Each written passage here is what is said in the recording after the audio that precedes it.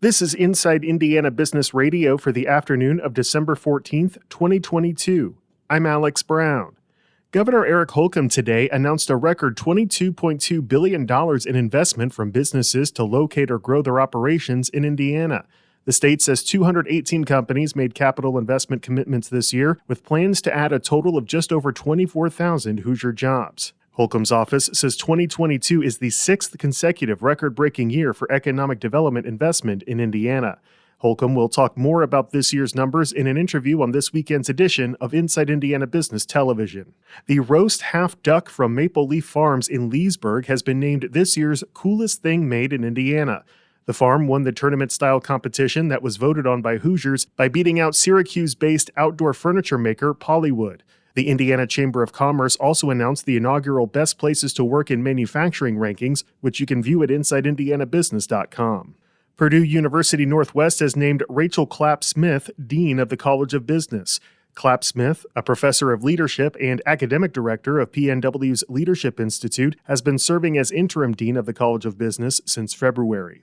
From the number one source for Indiana business news, this is Inside Indiana Business Radio. Whether it's a new hire or a noteworthy promotion, IIB's Bigwigs and New Gigs serves as a platform to promote your team. Our revamped offering includes being featured on both the newly redesigned newsletter and at InsideIndianaBusiness.com. Subscribers to the Business News subscription save $10 off every listing. Plus, you can save $100 by bundling your submission to IIB with the Indianapolis Business Journal or the Indiana Lawyer. More at InsideIndianaBusiness.com. The National Credit Union Administration this week placed Richmond City Employees Federal Credit Union into conservatorship.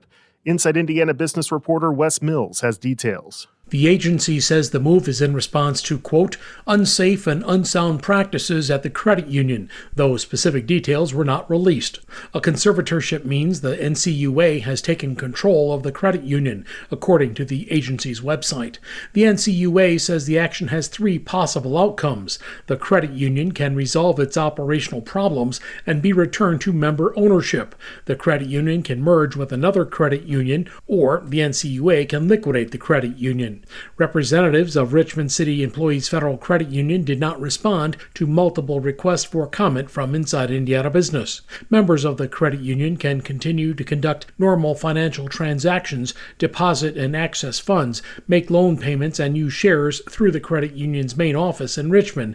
Richmond City Employees Federal Credit Union has 836 members and assets of just over $8 million, according to its most recent call report.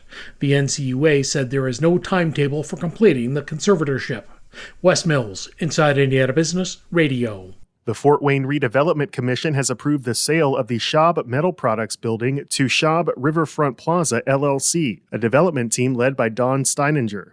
Steininger's group plans to invest $5 million for the adaptive reuse of the building, which will be transformed into Schaub Riverfront Plaza, a 30,000-square-foot multi-tenant commercial development. According to the commission, Steininger plans to renovate the building to include space for a restaurant, brew pub, cafe, and esports area. The project will also add rooftop and outdoor dining and gathering spaces. The renovation is set to begin in the spring, and tenants are expected to occupy the space in 2024.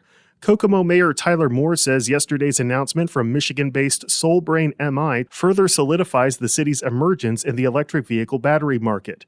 The company is planning to invest $75 million to establish a plant to manufacture high-purity electrolyte for EV batteries produced at the Stellantis Samsung SDI plant in the Howard County city and create up to 75 jobs. As we continued to meet with Stellantis and the Samsung SDI folks, we knew that there would be the potential for this ripple effect of suppliers wanting to be part of the action. Moore says the city will continue to create the necessary incentives as well as develop more quality of place efforts as more companies look to Kokomo to set up shop.